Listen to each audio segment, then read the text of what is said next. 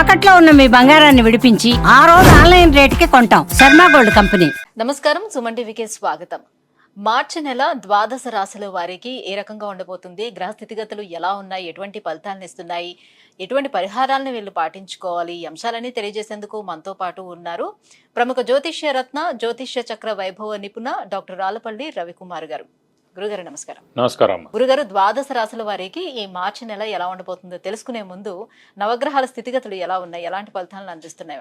శరదిందు సమాకారే పరబ్రహ్మ స్వరూపిణి వాసరాపీఠ నిలయే సరస్వతి నమస్తే. సుమన్ టీవీ ప్రేక్షకులకు నమస్కారం. మార్చి నెల 2025 నవగ్రహాలు ద్వాదశ రాశుల్లో ఎక్కడ ఉన్నాయి ఇప్పుడు తెలుసుకుందాం. ముందుగా సూర్యుడు వచ్చేసి మనకి మీన రాశిలో ఉన్నారు. అలాగే కుజుడు మనకి మిథున్ రాశిలో ఉన్నారు. అలాగే రాహు వచ్చి మనకి మీన రాశిలో ఉన్నారు. గురువు మనకి వృషభ రాశిలో ఉన్నారు. శని స్వస్థానమైన కుంభరాశిలో ఉన్నారు. బుధుడు నీచస్థానమైన మీన రాశిలో ఉన్నారు. కేతు కన్యా రాశిలో ఉన్నారు. శుక్రుడు మటుకు మీన రాశిలో ఉచ్చస్థానంలో ఉన్నాడు. కాబట్టి ఒకటి స్వస్థానం శని, శుక్రుడేమో మనకి ఉచ్చస్థానంలో ఉన్నాడు మీనంలో. అలాగే నీచస్థానమైన మీనంలోనే బుధుడు కూడా ఉన్నాడన్నమాట. ఇవి నవగ్రహాలు ద్వాదశ రాశుల్లో మార్చి నెల అంతా ఈ స్థానాల్లో ఉంటాయి. గురువుగారు, వృషభ రాశి వారికి ఈ మార్చి నెల ఎలా ఉండబోతుంది? ఏ గ్రహాలు అనుకూలంగా ఉన్నాయి, ఏ గ్రహాలు ప్రతికూలంగా ఉన్నాయి, ఎటువంటి ఫలితాలను ఇస్తున్నాయి వీళ్ళకి? తప్పకుండా అమ్మా. వృషభ రాశి అనగానే మనకి కృత్తిక 2, 3, 4 పాదాలు, రోహిణి 1, 2, 3, 4 పాదాలు, మృగశిర 1, 2 పాదాలు, ఈ నక్షత్రాల సమూహంతో మనకి వృషభ రాశిలోకి వస్తుంది. ఈ రాశి వారికి కూడా యోగదాయకంగానే ఉందని చెప్పుకోవాలి. ఎందుకంటే రాశిలో గురువు ఉన్నా కూడా అష్టమాధిపతి అయిన గురువు, లాభాధిపతి అయిన గురువు రాశిలో ఉన్నాడు కాబట్టి పాపి అవుతాడు అన్నమాట. మామూలుగా వృషభ రాశికి గురువు అనే గ్రహం పాపి అవుతాడు. అలాంటి పాపి రాశిలో ఉన్నాడు కాబట్టి నష్టం ఏం చేకూర్చాడు, మేలే చేస్తాడు. ఇవి కాకుండా లాభస్థానంలో రాశ్యాధిపతి అయిన శుక్రుడు ఉచ్చస్థానంలో చాలా బాగున్నాడు. సో హార్డ్ వర్క్ పరిపూర్ణంగా ఉందని చెప్పుకోవచ్చు. దయబలం రాశిలో ఉన్నాడు కాబట్టి 60% దయబలం ఉందని చెప్పుకోవచ్చు. కానీ ద్వితీయ పంచమాధిపతి అయిన బుధుడు మటుకు నీచస్థానంలో ఉన్నాడు. ద్వితీయాధిపతి అంటే నేను ఇందాక చెప్పినట్టు కుటుంబ స్థానాధిపతి, నేత్రస్థానాధిపతి, ధనస్థానాధిపతి, వాక్స్థానాధిపతి. సో వాక్లో కొంచెం ఇబ్బంది ఉంటుంది.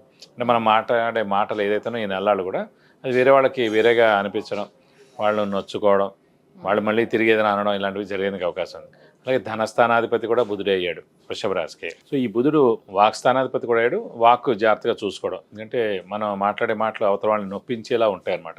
అంటే మనం సరిగ్గా మాట్లాడుకున్నా అంటే మన గ్రహం ప్రస్తుతం బాగాలేదు కాబట్టి వేరే వాళ్ళు వేరేగా ఆలోచించేందుకు అవకాశం ఉంది. అలాగే ధనాధిపతి కూడా అయ్యాడు కాబట్టి నీచలో ఉన్నాడు కాబట్టి ధనానికి బాగా ఇబ్బందిగా ఉంటుంది, విపరీతమైన ఖర్చులు ఉంటాయన్నమాట. ఇది కాకుండా కుటుంబ స్థానం కూడా అయింది కాబట్టి కుటుంబంలో చిన్న చిన్న తగాదాలు అవడం, భార్యాభర్తల మధ్యన మనస్పర్ధలు రావడం, ఇలాంటివన్నీ కూడా జరిగేందుకు అవకాశం ఉంది. ఎప్పటి వరకు ఉంటాయి సార్ కుజుడు? ఈ బుధుడు మెయిన్ అంటే ద్వితీయాధిపతి బుధుడు నీచలో ఉన్నాడు కాబట్టి ఈ నెలలు కూడా బుధుడు నీచలో ఉంటాడు. ఇంచుమించుగా మార్చి మళ్ళీ ఏప్రిల్ వచ్చిందంటే మనకి మేషరాశిలోకి వెళ్ళిపోతాడు కాబట్టి ప్రాబ్లం ఉండదు. కానీ ఈ నెలలు మటు కొంచెం ఆర్థికంగా జాగ్రత్తగా ఉండడం, అలాగే కుటుంబంలో జాగ్రత్తగా ఉండడం, అంటే మాటలు విషయంలో. స్నేహితులకు కూడా కారకుడు బుధుడు అండి ఎవరికైనా సరే. సో స్నేహితులతో కూడా వైరుధ్యం ఏర్పడేందుకు అవకాశం ఉంది, స్నేహితులతో కూడా గొడవ పడేందుకు అవకాశం ఉంది. కాబట్టి జాగ్రత్తగా ఉండడం మంచిది. అంటే మీన రాశిలో ఉన్నటువంటి బుధుడు ఆల్మోస్ట్ అన్ని రాశుల పైన ఈ ఎఫెక్ట్ చూపిస్తుంది ఇంచుమించు. ఎందుకంటే బుధుడు మామూలుగా ఏంటంటే నేచర్ కారకుడు. ఎందుకంటే బుధుడు గ్రీన్ కలర్, నేచర్ అంతా కూడా గ్రీన్ కలర్ ఉంటుంది అన్నమాట. సో మిథున రాశి అధిపతి మామూలుగా బుధుడు. సో అందుకే వాళ్ళు మమైకం అయిపోయి ఉంటారు అన్నమాట సాధారణంగా అందరితో కూడా.